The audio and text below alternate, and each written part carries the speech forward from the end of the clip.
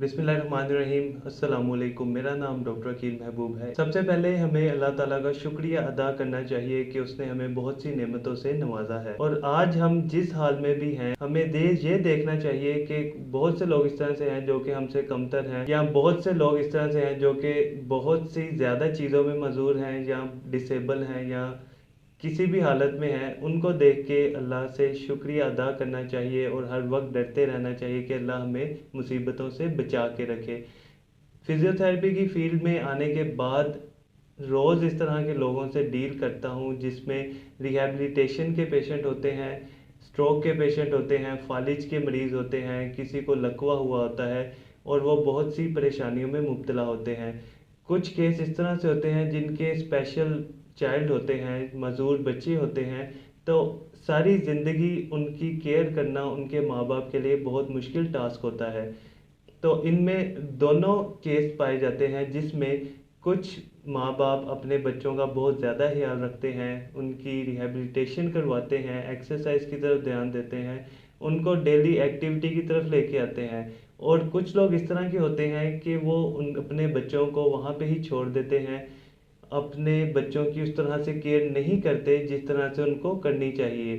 एक बात याद रखें कि अल्लाह ताला अगर कोई मुसीबत देता है या कोई तकलीफ़ देता है तो उसके बदले में वो उसका अजर भी देता है। अब देखा जाता है कुछ मरीज़ इस तरह के होते हैं जो कि अपने एक बाजू काम नहीं कर रहा या उनको लकवा हो गया है, तो वो दिल बर्दाश्त हो जाते हैं, डिसहार्ट हो जाते हैं। उससे क्या होता है कि उनकी रिकवरी भी स्लो हो जाती है।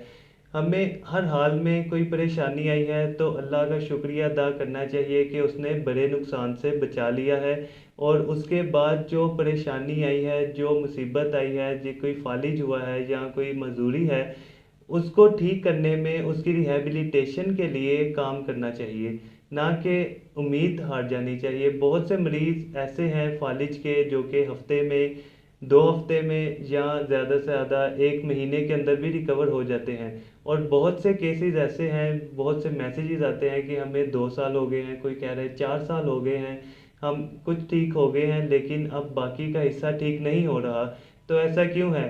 वो अपना इलाज एक तो ठीक से नहीं करते, अपने उम्मीद हार जाते हैं और परेशानी में रहते हैं, रोते हैं, परेशान होते हैं कि अब क्या करना है, क्या होगा, किस तरह से ठीक होगा। अगर वो अपनी विल पावर से काम लें, जिस तरह से वो भी तो लोग हैं जो कि इतनी जल्दी रिकवरी कर लेते हैं।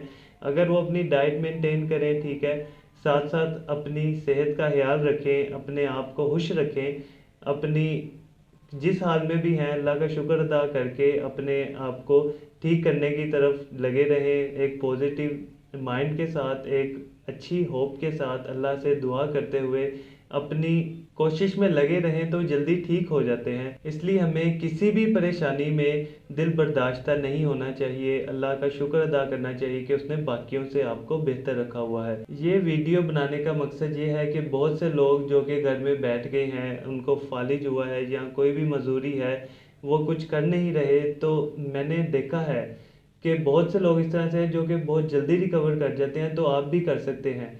आप दिल बहुत से लोग इस तरह के हैं कि जो कि बहुत गलत बातें भी करते हैं कि ऐसा क्यों हो गया है, मेरे साथ ही क्यों हुआ। आप जो होना था हो गया है, आप आगे को देखें कि आगे क्या करना है, आगे किस तरह से आपने अपने आप को स्टेबल करना है, किस तरह से वापस आपने अपनी शॉप पे जाना है, किस तरह से वापस ऑफिस जाना है, किस तरह से आपने अपने बच्चे को संभालना है, उसके लिए आपने क्या करना है कि वो स्टिफ ना हो जाए। बहुत से केस इस तरह के हैं जिसमें मजदूर बच्चे अकड़ जाते हैं, स्टिफनेस आ जाती है और वो कुछ हिल नहीं पाते।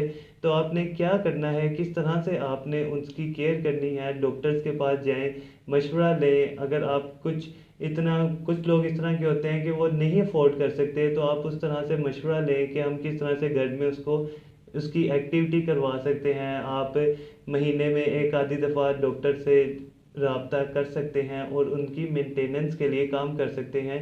तो उम्मीद नहीं हारनी चाहिए, हर वक्त अल्लाह ताला का शुक्रिया अदा करना चाहिए और पॉजिटिव माइंड के साथ अपनी किसी भी जो आपको मुसीबत आ गई है उसका हल निकालना चाहिए।